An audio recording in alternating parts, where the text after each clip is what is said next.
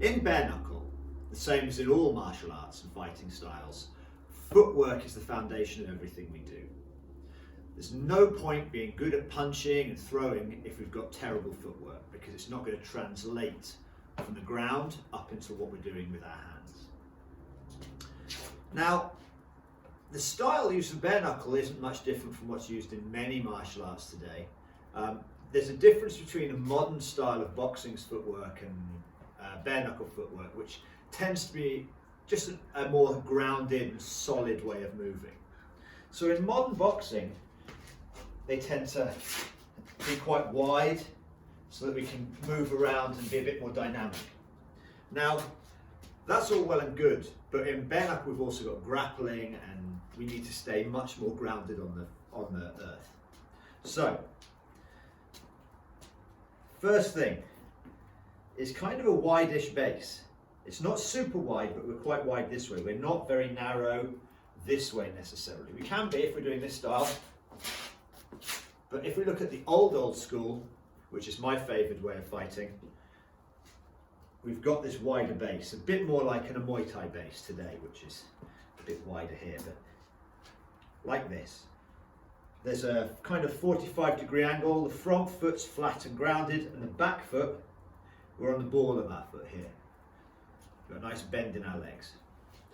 So we'd be fighting like this. Now, how do we move?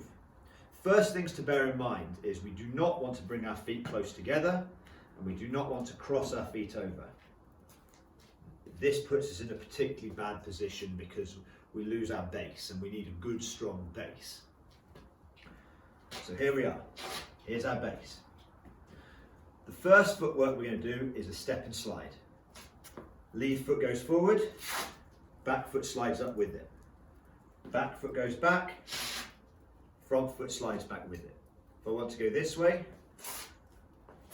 it's the same. So let's do it this way so you can see.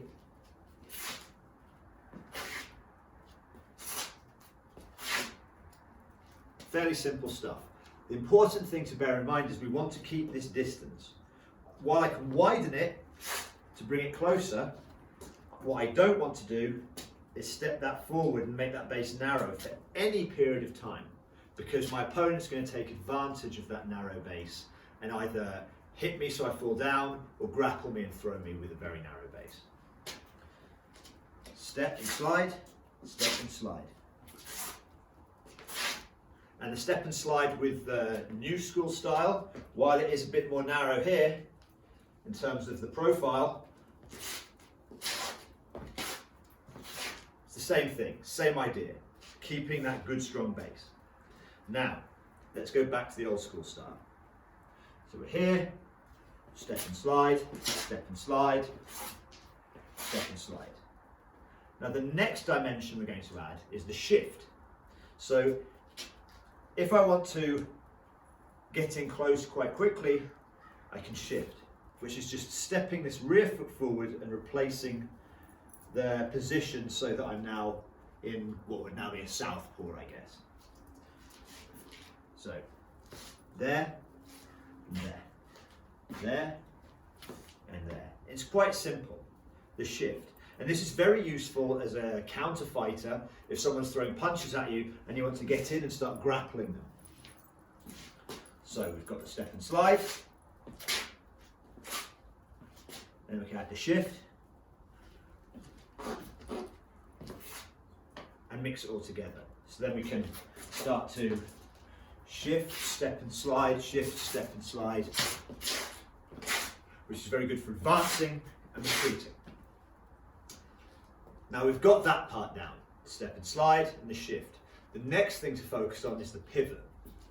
Now the pivot involves me trying to make an angle. So this is very linear, this movement.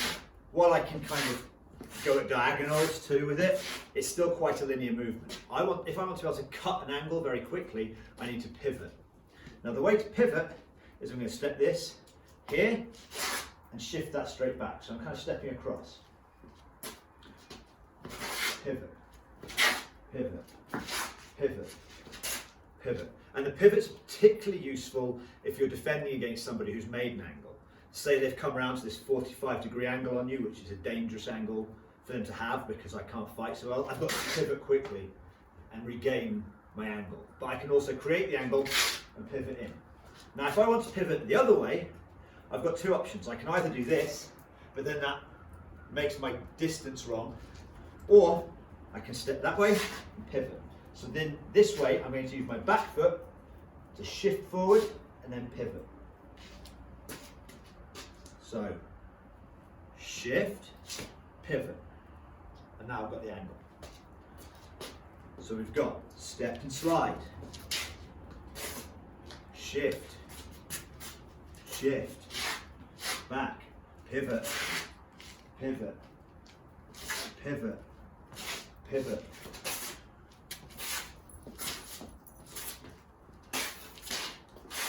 Now the important thing to always think about here is maintaining this distance between the legs.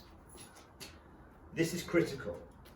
If I lose this distance and I get my feet together, like we said at the beginning, or I cross them over, then I'm compromised and my opponent's going to take immediate advantage of it. So let's have a quick look at some of that footwork while hitting the bag.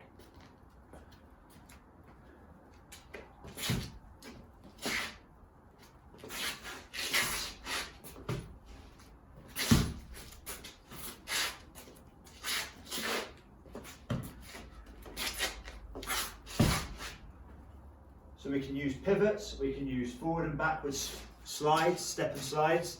We can use a lot like that when we're working the bag. So it's a very tempting thing just to hit the bag and just wail on it hard and smash it. But actually a way to use a bag is a really good way of gauging target and movement around your opponent. So you don't need to always be throwing power. You can also use the bag to work your distance.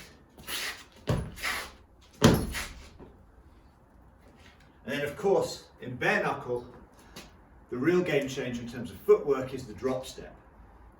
So the drop step's what we use particularly if we're throwing a lead straight punch. The lead straight. Now, to get real power going forward, I'm going to drop step. So I'm going to lunge in and let this foot slide with it. But there's a moment where I drop down on that lunge forward. And that's what's going to generate my power with that lead straight. You drop step in.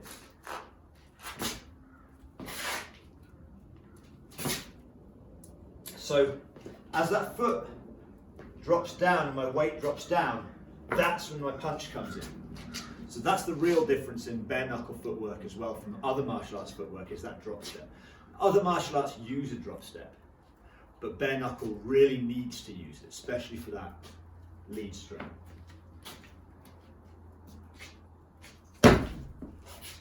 So we can do drop step, retreat, shift, pivot,